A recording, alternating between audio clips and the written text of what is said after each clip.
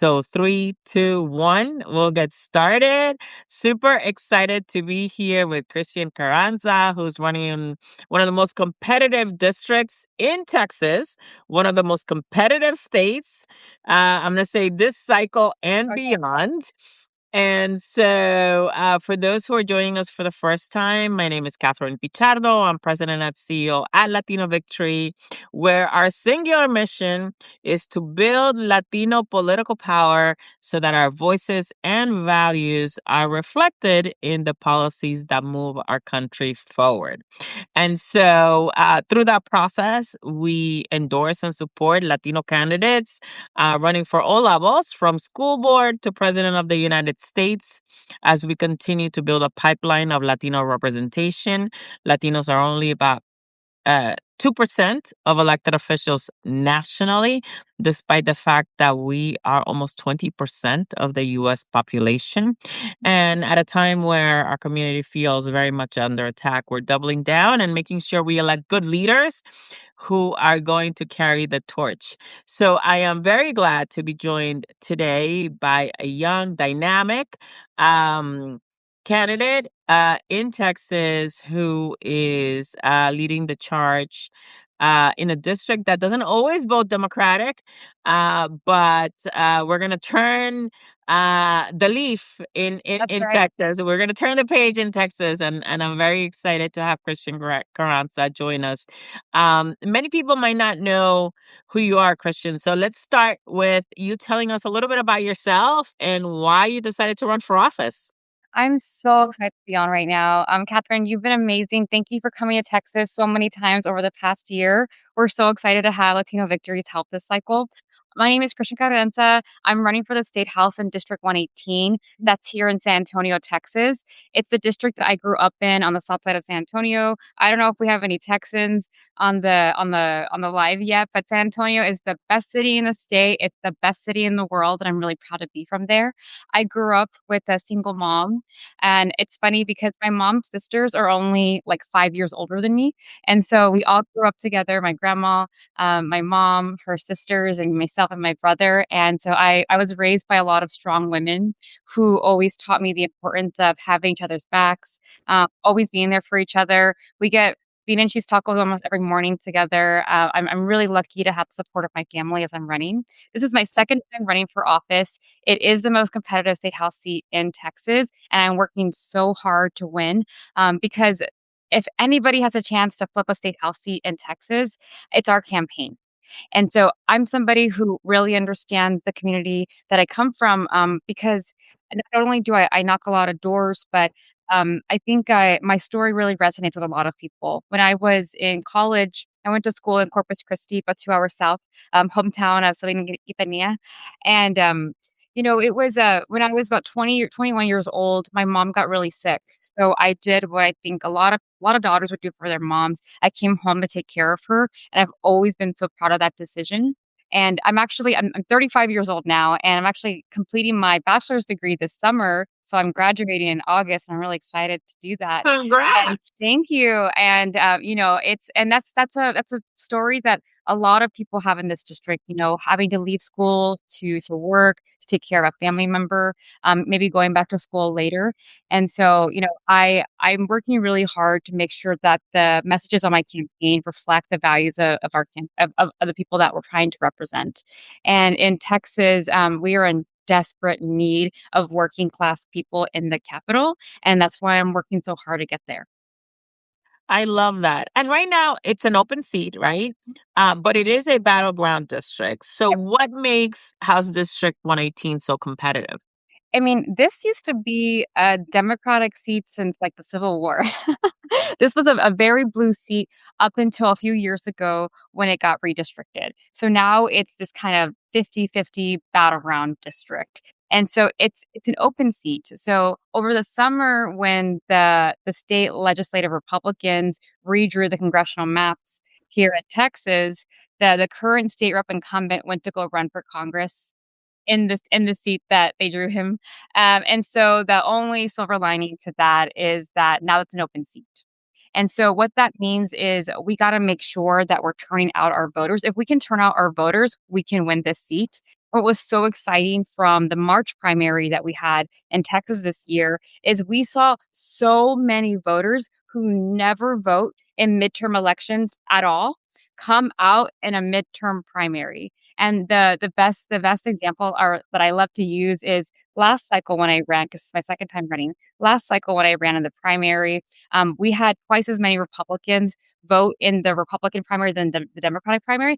This time that margin has completely flipped. I got more votes than all 3 of the Republicans that ran in 118 this year. So people are coming out, people are definitely paying attention. We just gotta make sure that they turn out in November. Absolutely. And that's a trend, by the way, that we're seeing all around the country, specifically in Texas, as you saw from the recent primaries, right? Where in districts, even those districts that the Republicans changed the lines for Congress, thinking that the gains that Trump made in 2024 were going to hold, you saw that many more Democrats came Mhm. out than Republicans, even in those districts that they thought they were going to have an advantage in. So it's very encouraging to see what's going on the ground, and so I also appreciate hearing that you're knocking on a lot of doors, Oh, yeah. because at the end of the day, field wins the game. And so, let me ask you, what are you hearing from those voters that you're talking to on a daily basis? What are some of the issues that are important to them? And why are they engaged now, even if they weren't engaged before? I think across the board, the most important issue in my community is affordability. People feel like the the conversations that are happening in Austin don't reflect what's actually happening on the ground here in San Antonio. So we have HEB, which is the number 1 grocery store in the whole country, and that's a fact. That's not an opinion, that's a fact. You can look it up. And so but, we're going to HEB and our groceries are getting more and more expensive, right? They're focused on private school vouchers. The people on the south side of San Antonio, we don't have a single private school in Southern Bexar County that even goes to 12th grade. So when we talk about, let's push private schools and try to get people, this $10,000 voucher, it's not even that people can't afford it because they can't afford it. But they don't also working families here on the south side of San Antonio, we don't have the time to take our children 40 minutes across town every single morning. No, those parents have to get to work. Right. Mhm. And that's why we rely so heavily on our public schools because for us in our community, we see public schools not just a place for a quality education, but safety nets, right? Childcare programs, before school programs, after school programs, free meal programs. And so that's what I hear on the doors. And I feel like the reason why people are so paying attention so much more right now is because things have gotten worse than they have in the last 2 years. And people want answers and they're looking for people that are going to actually talk about the issues that they care about. For sure. And the president of the United States will say affordability is a hoax, right? But the fact is that people are seeing higher costs at the grocery store. People are seeing the cost of childcare and housing Mhm, increase. Those are the 3 biggest buckets for working families, mhm. right? Certainly we could see it at the gas pump. Transportation is a high cost. And so certainly affordability is top of mind.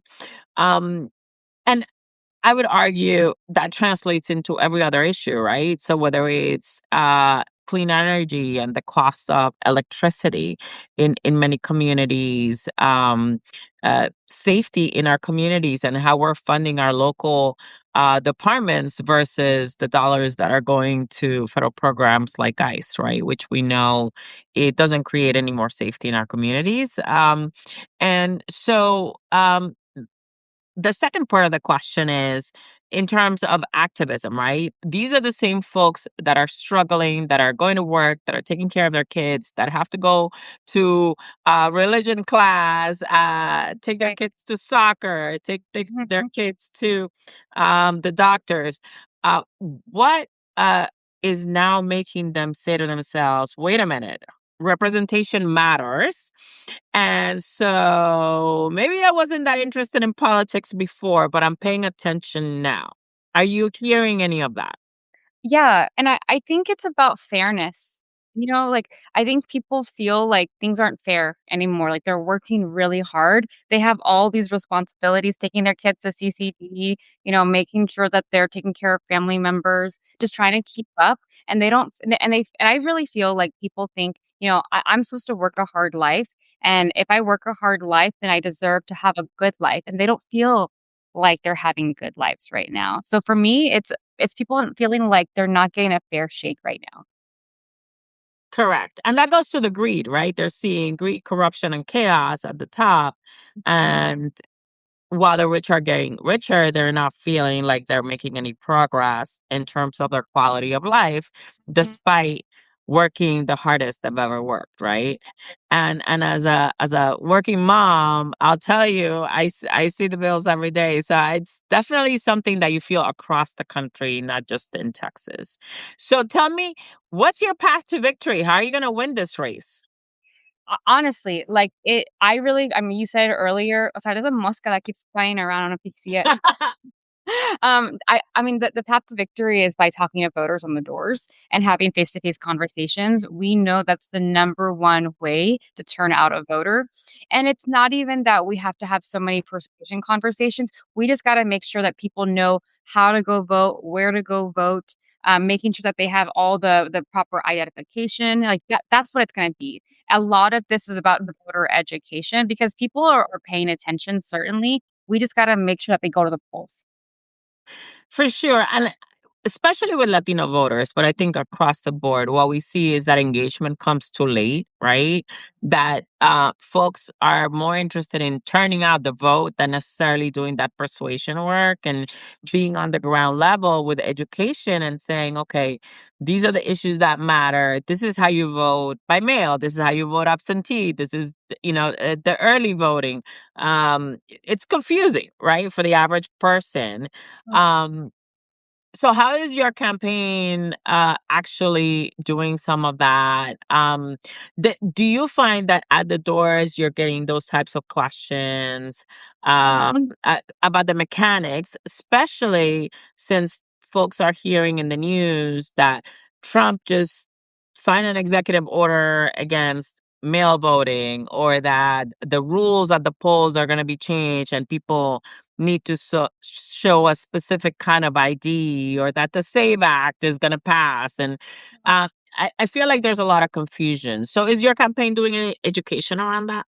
I mean, I think that there's a lot of confusion. I think what has often happened in Texas is that, like, confusion turns to apathy. And so what we're trying to do to combat apathy is making sure that we're consistently talking to voters over and over and over again. I've been talking to voters since the primary election. I didn't even have a primary opponent because I know how important it is to talk to voters early. And so we're going to just continue to do that all the way through. And that's why I tell people, if you're ever interested in getting involved in a campaign, like, this is the year to do it. This is the year to go run for office. This is also a year to get involved in your community, and the best way to do that is by volunteering on the doors on a campaign. Even if you can't, like, if you don't have the time to go knock doors, if you can text a friend. We're also doing a lot of, like, what we're calling relational organizing, where it's, like, reaching out to people who maybe they're not gonna be on a voter list because maybe they don't always vote, right? But they're the people that are most impacted by the policies that are happening right now. So it's getting those people in your family, in your friend groups, in your network to go vote. So we're trying to push relational organizing and, of course, all the door-to-door organizing. For sure. And so looking at 2026, I'd love to hear, what do you think is at stake for your community in this race? I mean, I think there's a lot at stake. One of the things that's most important to me is public school funding. So, San Antonio is the epicenter for school closures here in Texas. In the past 3 years, we've had 26 public schools close. And in Jetson ISD, which is in District 118, we just heard that there's going to be four more schools closing. And most of those are elementary schools. It's the entire reason that I got into this fight. in 2023, when I first ran for office, earlier that year, we had 4 elementary schools closed in my home school district, Harlandale ISD, and my elementary school, Estill Elementary, was on the chopping block. I got saved by 1 vote.